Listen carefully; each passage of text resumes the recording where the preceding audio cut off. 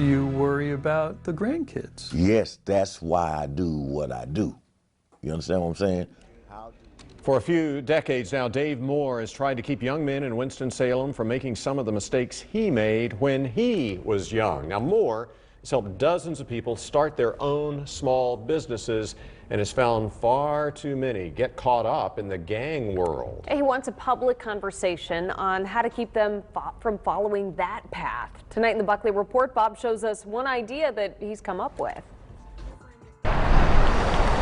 Wouldn't you like to see some peace around here? Dave Moore is trying to have a conversation. What's good, B? Not much. But he wonders if anybody's listening. You got to understand, in life, there are rules. Moore wants to have regular televised talks with young people about where it seems their lives are going wrong. Now we're killing each other.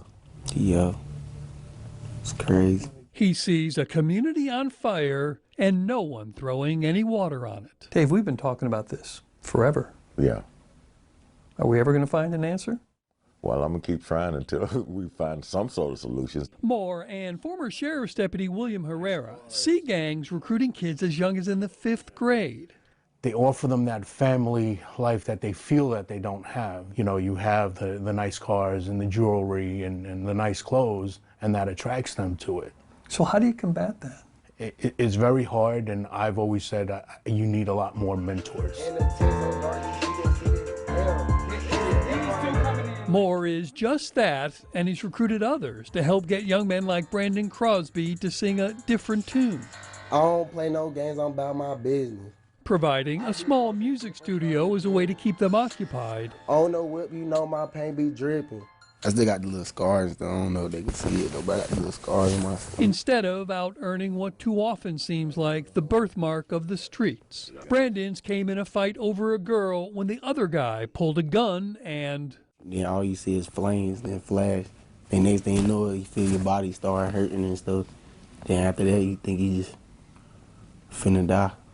I could have lost my son. It's a daily existential battle for Brandon's mom, Janetra. I used to be like, oh, I'm not doing this, I'm not doing this. It's exhausting, but I'm not going to give up on my son. All right, let me hear that, though. You gotta say that till we do. Janetra is looking for more of these opportunities to keep Brandon busy in a productive manner away from the problems of the streets. I mean, I understand there's consequences behind some of this stuff, but I'm not the one that go out looking for trouble, you know what I'm saying? But when trouble come to me, then I'm just not gonna back down, you know what I'm saying? Stay away from those situations? You can, but you're gonna have to get up out of here and get out this city. Nobody's really grabbing hold of these kids. Maybe not if he listens to people like Devin Gist. At the age of 18, I actually caught a second-degree murder charge. He too got in a fight over a girl at a gas station in Winston-Salem back in 2002. He pulled his gun, I shot him, and I killed him. What was that like, that moment? Crucial.